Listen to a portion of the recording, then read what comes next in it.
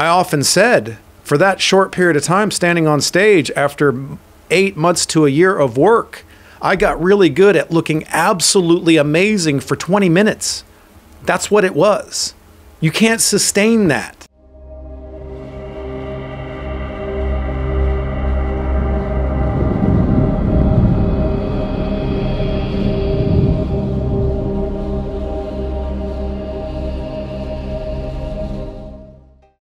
Is bodybuilding toxic? Is it dangerous?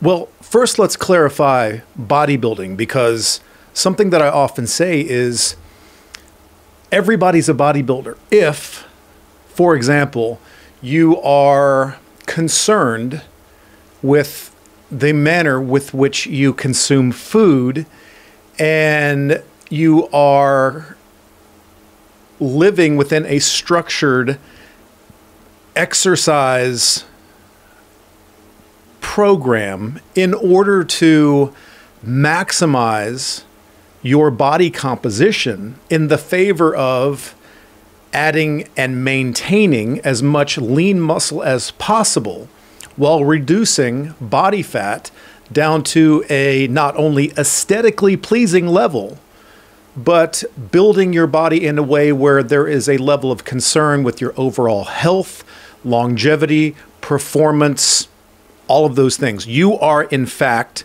building your body. Muscle is life. Muscle is everything. When you're training, regardless of what the overriding goal is, there should be a strength foundation to that. Strength lending toward the ability to grow muscle, muscular hypertrophy. Everything else can grow from that. You must have muscle. As we age, possibly the most important thing that you can add to your arsenal for success in your health and making sure you live a long, productive life is making absolutely certain that you are doing everything in your ability to preserve and grow muscle. It doesn't matter if you're completely in it for the aesthetic reasons, you want to look ripped, jacked, and incredible, or if you're a triathlete or a cyclist or an MMA fighter or a basketball player. It doesn't matter. Your ability to perform at a high level in whatever you do begins with the ability to have a level of muscularity to propel your body through space in an efficient manner, and then dial that in relative to whatever the absolute prioritized goal is. For a great period of time,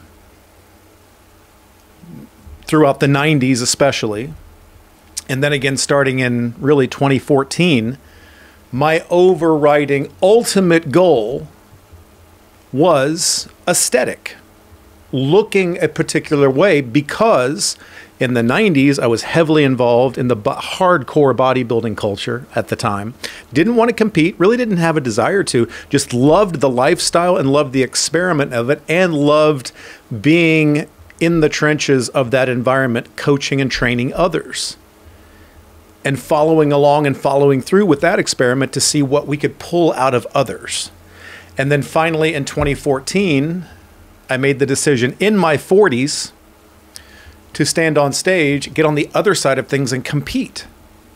So then there again, it was an aesthetic goal. Now between that era of the 90s, beginning really in about 1999, early 2000, up into 2014, I had kind of downshifted into trying to achieve more of a general fitness, health, and wellness kind of a gig going on at that time. I was doing some cycling.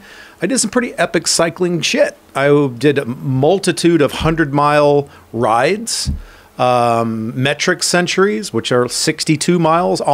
Every one that I did was in a very hilly portion of the Carolinas or in the Southeast. I ran a marathon. I did a couple of triathlons. You know, I tried to push the envelope in other areas to see what my body was capable of. My wife often says that I have this thing about me which is kind of open to debate whether it's good or bad. When I do something, I kind of do it 100%, sometimes to my detriment. So when I went into the idea after some not very long debate, it was one of those things that just said, okay, if for me right now, it entered my head, the time is right. I want to compete in a bodybuilding competition. I'm going to do this one time. This is going to be my bucket list thing. Plus, it will give me even greater unique insight to the physique competition world and procedure and blueprint. And by going through it, soup to nuts from A to Z, trying to push myself to the greatest level possible to try to achieve some success in that world, it would, therefore, the byproduct of that would be, it would make me a far better coach, even after the 20-some years of experience that I already had working with everybody you could possibly imagine, including bodybuilders and physique competitors.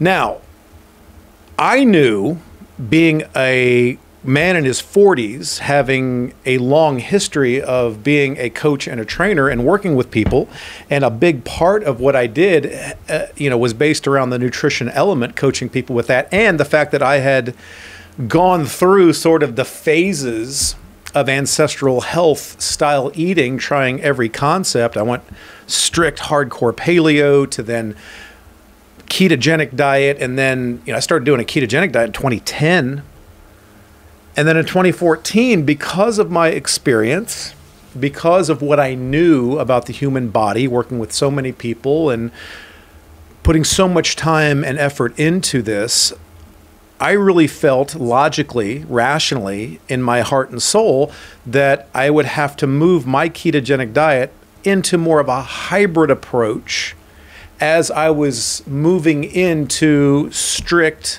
adherence to a bodybuilding competition prep, which is all consuming.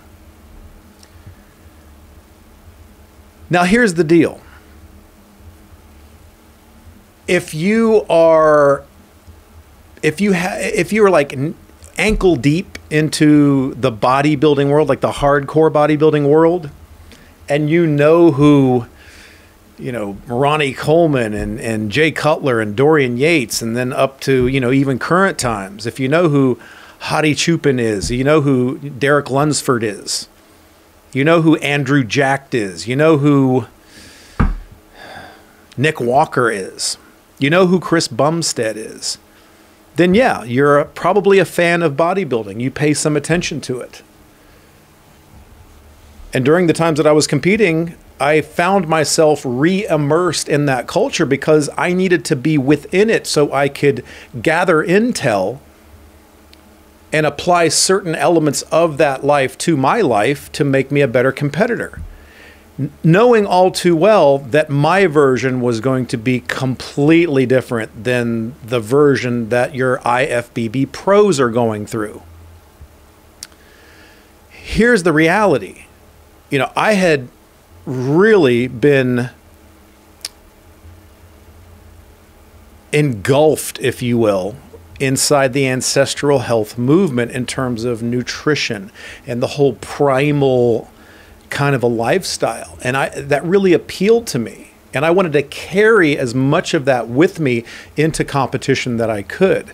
But I also understood this, that being sub 7% body fat down to 5 or 6, even 4, even 3% body fat is not a healthy endeavor. It's just not. To find somebody who can sustain that level of body fat 12 months out of the year, you're going to have to find the most freaky genetic outliers of all freaky genetic outliers. Those types of people don't come around too often, and when they do, they're living within the 1% of the population who just have this genetic disposition to always being lean.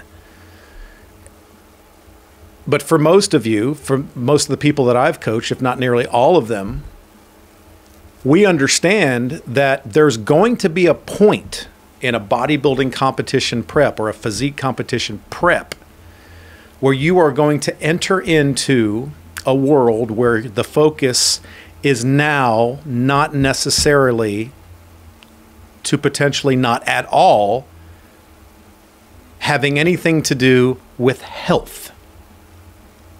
Because dieting yourself for 16, 12, 9, whatever weeks to the point of severe deficit, energy deficit, to the point where your body is wondering what in the holy hell is going on, and you're not reaching a level of nourishment that promotes healthy hormonal production and healthy natural bodily processes.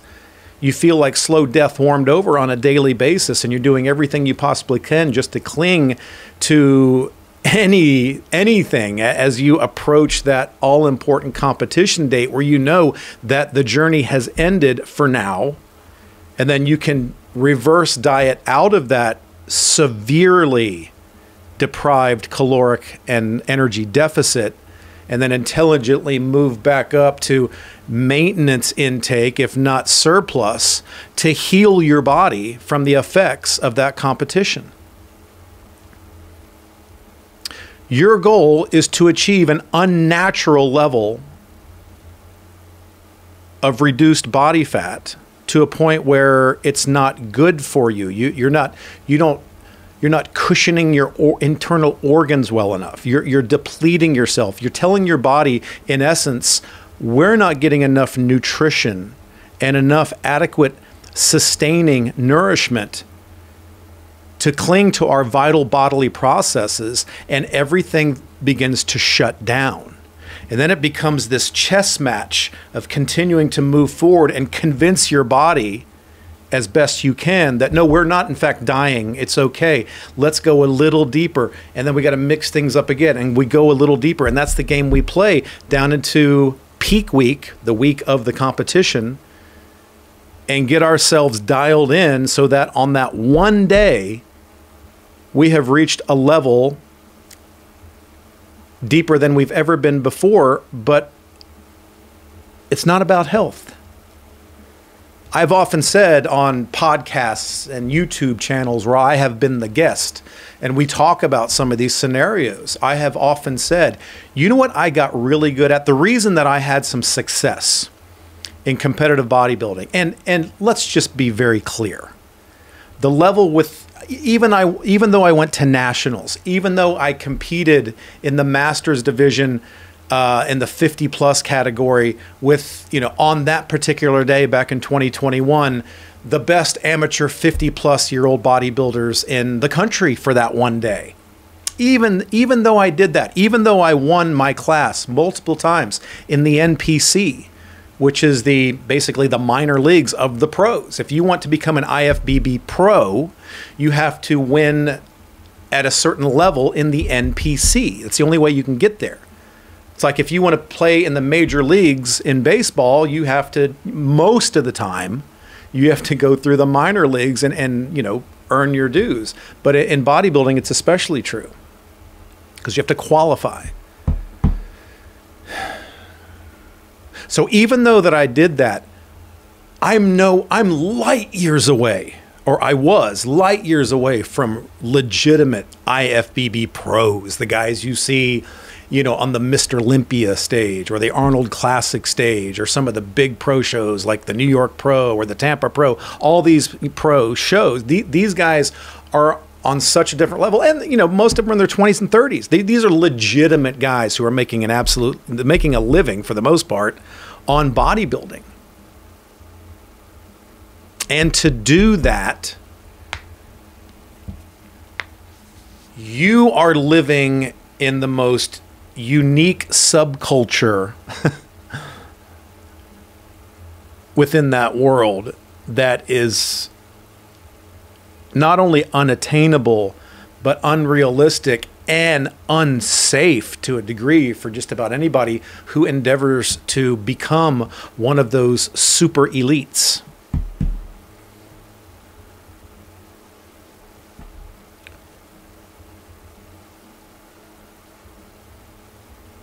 Those people at that level of competitive bodybuilding are not only extremely extremely hard workers who are dedicated to the task of training as hard or harder than anybody on earth, putting in the paces of their cardiovascular training to develop a level of conditioning that is freakish at best, to push themselves through dietary prescription for the course better part of a year, to a level of intake during the bulking phase that would be unheard of to many, and a level of deprivation during the hardest parts of the cutting phase that's almost unfathomable to most real people. But then on top of that, not only are you putting your system through so much stress by going to these insane levels, regardless of which direction, whether it's to gain or to cut, there's nothing really healthy at all about it. And then when you put on top boutique pharmaceuticals at a chemistry experiment kind of a level, it's just kind of insane. It really is. Understand, people, that if you're looking up to professional bodybuilders as the standard that you're trying to set for yourself, you'd better wipe your calendar clean, you'd better quit your job, and you better devote everything that is in your life to that lifestyle, and you'd better already be somewhat of a genetic freak. You better have an unbelievable budget or be sponsored by somebody who has the means to finance your performance enhancing drug cycle. And then you better be able to afford the ability to get regular time in with physicians and doctors and getting blood work. And then it's just insanity. But it's not only limited to bodybuilding, even though professional bodybuilding, maybe to some degree powerlifting, but not as much. But professional bodybuilding, that's the gold standard level of pharmaceutical enhancement.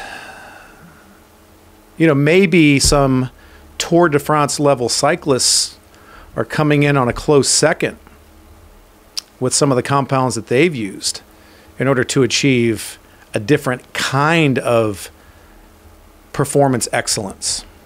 Freakish. So when you look at somebody like Nick Walker, for example, they call him the mutant. It is otherworldly, the level of muscularity that these people achieve. And there are truly kids out there, teenagers, 20-somethings, that think that these physiques are attainable just by lifting weights and eating chicken and rice all day. It's not. Now, I encourage people to do a physique competition, just a local show in or around their hometown, to go through that level of sacrifice and discipline and consistency over the course of a year or 8 months to achieve a level of muscularity and leanness that they never quite thought would ever be possible in their lifetime. I have worked with multiple people, completely drug-free, doing tested competitions. You can still do amazing things. But if the goal is to be a professional, that's a toxic world.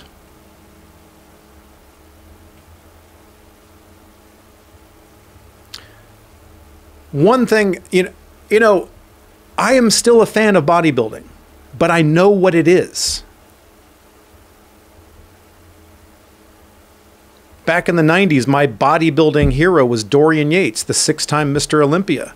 But don't for a minute think at any point I didn't think he was sauce to the gills. And the crazy thing is the bodybuilders of the 90s that I followed and admired so much, what they did in terms of pharmaceutical enhancement doesn't even come close to what some of the guys are doing nowadays. And the thing is when you talk about how bodybuilders eat, and then You'll get some 19-year-old kid who wants to replicate that.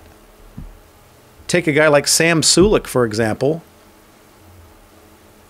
barely 20 years old and a cultural icon to millions of 20-something-year-olds out there and teenage boys who want to try to achieve what he's doing.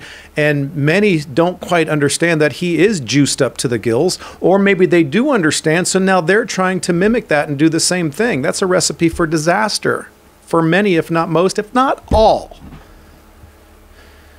Yes, I understand. If you want to be an IFBB pro, you're going to have to be sauced up to the gills. That's just the prerequisite. But at the same time, the number of NFL superstars that are also doing similar compounds, that's a thing.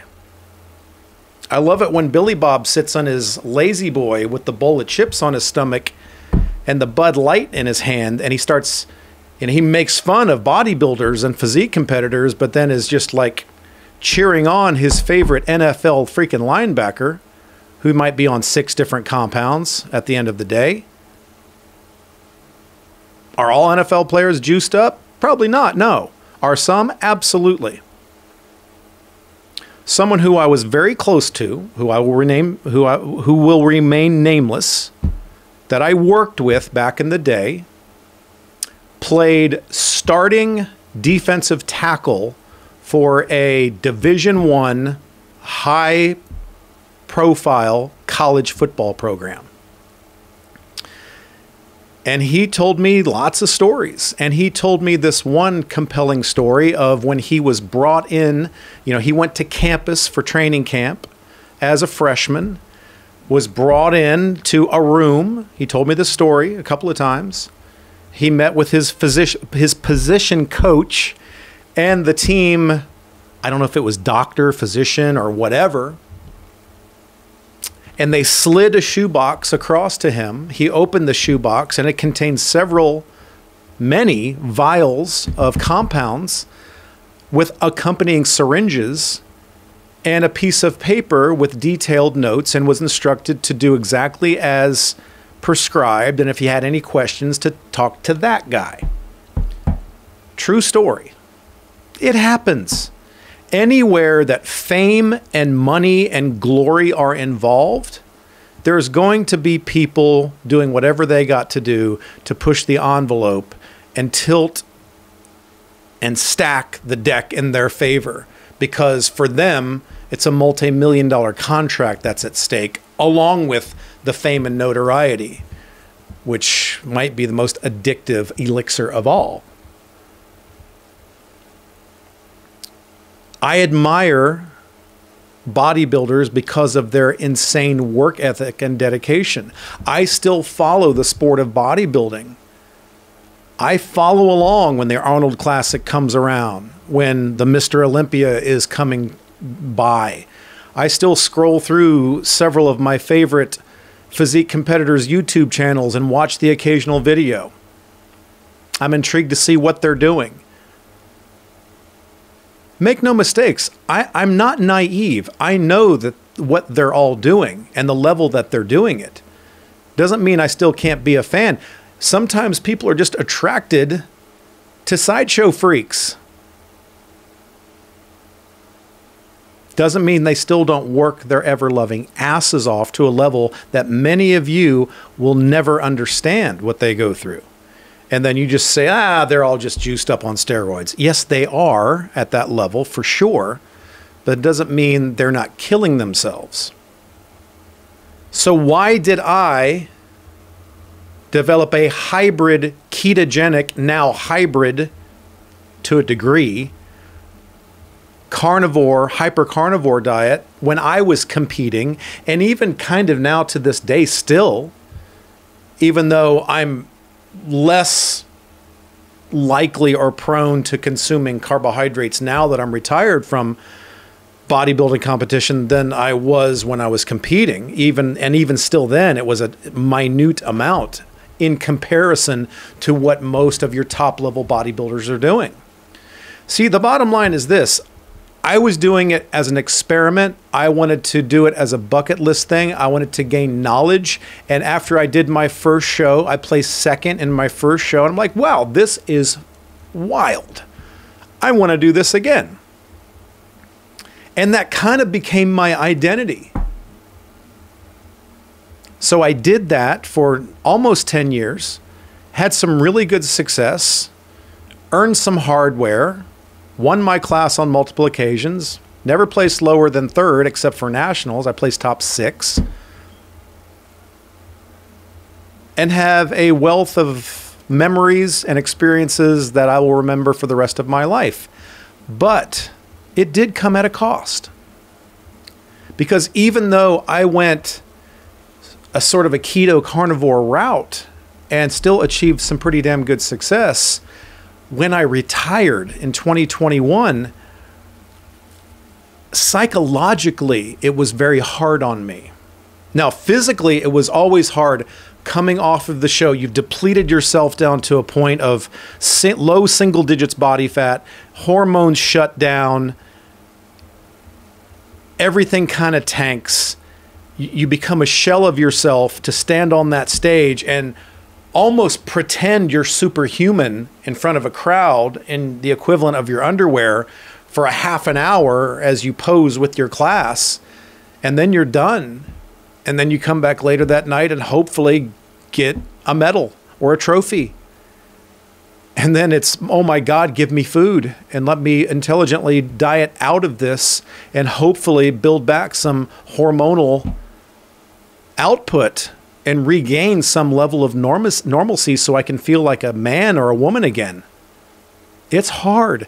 And then when I decided that I needed to retire because I needed to focus on my health and longevity and be the best man that I could be, to be the best husband I could be, but be the best father and grandfather that I could be, and set an example for others who might be going through the same things or trying to pursue something, I needed to be real. And it was very hard for me because it was my identity. I was known for a while as Rob the bodybuilder. And when you stop pushing yourself to that degree every day, 24/7, 365, you're never off. Every meal counts. Every step of cardio counts. Every rep counts. You can't miss things. You get to a point like I did where you look throughout the course of your prep. I looked 8 months into the future and I said, okay, if I'm training 4 days a week for all of these months, that's X number of workouts. It's not as many as you might think, and you're going to know that every one counts. So I wouldn't miss anything, and it would wear on me. It was very, very hard. And if you've lived that life to that level, then you're probably nodding your head saying, yeah, it's hard. And I'm not going to tell you it's healthy. So I knew at my age, in my 50s, that I couldn't keep putting that amount of damage on my body, that it was, in fact, for a decent period of time, toxic on my health and my potential longevity and hormonal output as an older man. But, you know, from fall of 2021, really up through early 2023, I was searching for an identity of who I was. I was no longer the big, strong bodybuilder anymore. And it was weird. What, you know, I'm being honest. Once you have that kind of taste of that's who you are and that's what people see you as, when you step away from that and you're pursuing something different because you know that the different thing that you're doing is going to serve you better in the long run. You know, I'm not 230 pounds anymore of all this muscle, dieting down to 208 pounds of shredded single digits body fat to stand on stage. The effort that I had to go through was amazing. And as I was alluding to earlier, then I veered away from it. But I often said, for that short period of time standing on stage after 8 months to a year of work, I got really good at looking absolutely amazing for 20 minutes. That's what it was. You can't sustain that. So now I understand that for me to be the best human being that I can be at 55, 56, 60, 65, 70, whatever, I still want to be the freak in the room. Don't get me wrong. I want to be that guy that's like, holy crap, that guy's 60? Are you freaking kidding me? That's wild. That's what I want to be now. But I know it's going to be 185, 190 pounds and lean and fit. And for me, it's knowing that I not only can hold my own in the weight room, but I could also go run a mile if I was put to the test, or throw 65 pounds on my back and climb a mountain, or be proficient at anything that I do, down to chasing my grandchildren around the park. And knowing that I am serving my body well so that I will live a long, productive life, and I'm not beating the piss out of myself hormonally year after year to achieve an almost unreachable, unsustainable genetic, or excuse me,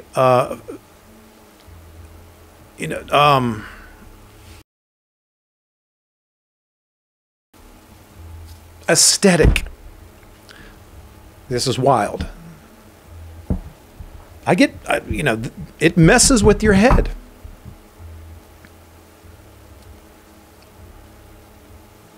So yes, high level physique competition, like in the NPC or really any level, is hard on you. So there is a better way, and I feel like I found it, because when I was consuming pretty much nothing but meat and eggs and fish, with small amounts of just like rice or potatoes around training, burning through super intense workouts and burning through those carbs, getting that little bit of benefit from adding that carb matter into my diet for those training sessions, getting that little bump in insulin, bumping out of ketosis for a time, which I think are all positive and good things for most. I had found a way to kind of have my cake and eat it too, in the form of steak and eggs and a little bit of rice here and there. And then some occasional structured refeeds, which I also figured out how to do, that served me very, very well. The bottom line is this: you can get big and jacked on a high protein, high to moderate carb diet that's low in fat, or you can get in incredible shape, very muscular, very jacked on a high protein, moderate fat, low carb diet. It's kind of a one or the other thing. But in my mind, the long-term detrimental effects of having multiple meals of carbohydrate throughout the day and keeping my fat low didn't lend to that healthy hormonal environment that I was looking to achieve, and that reduction in systemic and chronic inflammation that came from the overabundance of carbohydrate on a long-term basis. So I figured out a way to keep it very hyper-carnivore, meaning 70% or more of my intake was coming from animal-based sources. And then I would adjust that other 30% kind of on a slider in one or the other direction, depending on how I feel, how I was performing, what I needed at that time. Most days I was 90% carnivore, especially from 2019 really up to now.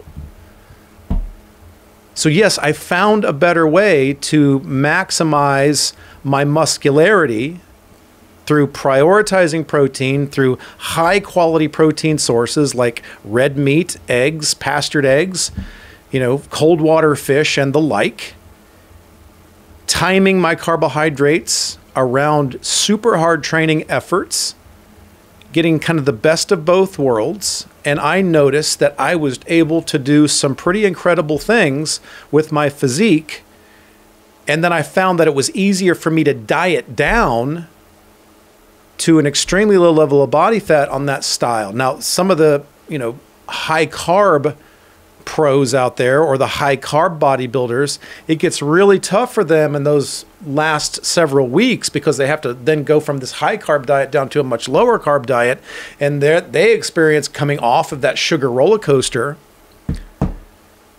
Whereas if you're more of a carnivore or ketogenic bodybuilder, you're used to being glucose depleted most of the time.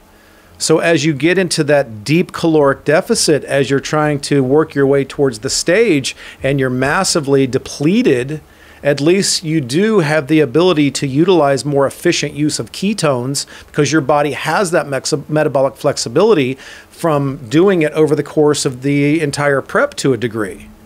So there is a better way to do it for most people, but I'm going to go ahead and burst everyone's bubble. If you're trying to achieve pro status or make bodybuilding, competitive bodybuilding your life,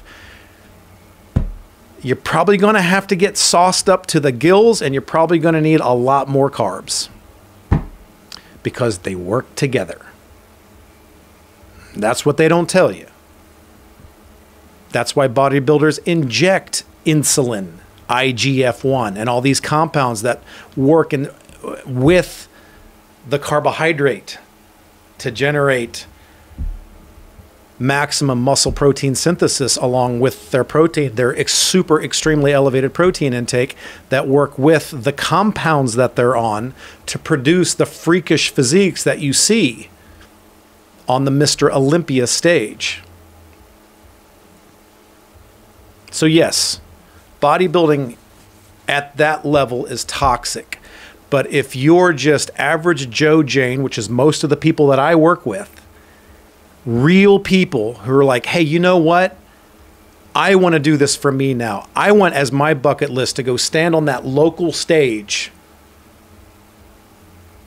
and show off my hard work and dedication over the course of 8 months to a year and showcase my hard work not only to those, my loved ones and family and friends, but myself, to show that I can put in this work and I can stand up there and display the pinnacle of my efforts and show my achievement for that one day. And that one day, no one can ever take that away from you. And I think it's a wonderful thing to do. But understand, anything that you do that requires a massive level of sacrifice has a cost. And you have to be intelligent and know how to go into the process, understand that there's going to be a period of suffering, understand there's going to be a period where it's not the healthiest endeavor you've ever done at all, and then understand how to pull yourself back out of it to work back towards that healthy level of hormonal output and nourishment that your body needs to be its absolute best. I've seen physique competitors take it to a degree where even after the competition, all it really turned into was an eating disorder for them. And they developed a weird dysmorphia complex that did not serve them well. So you got to be realistic coming in, hire a coach that can walk you through the processes and through the paces that can help you not only work your way down to that extreme level, but then intelligently pull you back out of it. I'm working with a couple of people right now that one of the most important things I did for them was not just get them to the stage or get them to that photo shoot or whatever they're trying to do. So on that one day, they can say, this is the pinnacle of my sacrifice and achievement to achieve this aesthetic. But then not only that, after that day is done, to pull them back intelligently and rebuild and re-nourish them and get them back to a point of sustainability and catch that groove. That's important. And it gets lost in the conversation many times. So just to recap, is bodybuilding toxic? No. Is competitive bodybuilding toxic? Yes. For many. So understand going in that, like any other sport or competition that is physical in nature, you're going to put health on the shelf for a bit and push yourself in a way that may not be the healthiest thing in the world, but you understand that you're trying to, in the short term, achieve an elite level of either aesthetic appearance or elite performance that puts you in a very rare and unique category for that period of time. And then once that time has expired, you pull yourself back out and make sure that you're well-rounded in your season and that ultimately there's going to be an end, and you better also be very prepared to how you're going to deal with that ending. It took me a year, over a year, to come to terms with it. I'm not bodybuilder Rob anymore. I'm ex-bodybuilder Rob, who is now building something completely different. Lean, healthy, sustainable physique. And I'm okay with that. And hopefully I can be a voice to others out there based on what I've been through for 30 years of my life to help them find their identity, but do it in a way that is going to serve them best and not be toxic on them. And they can make good, rational decisions that are going to ultimately better them down the road and not take them down a dark path that is hard to recover from. So there's your uplifting talk for the day, kids. Think about what you're endeavoring to do and remind yourself at the end of the day that ultimately you want to land in a place where you are supremely focused and dialed in to living the longest, healthiest life that you possibly can. It's not just about 8-pack abs and shredded physiques. It's about being there for the people who depend on you for a very long time and caring for others ultimately with the knowledge that you've gained through your experiences done right. Thanks again for your support. Thanks for being here. Hit the subscribe button for more uplifting content. No, I mean, seriously, it's whatever you decide to do, I support you.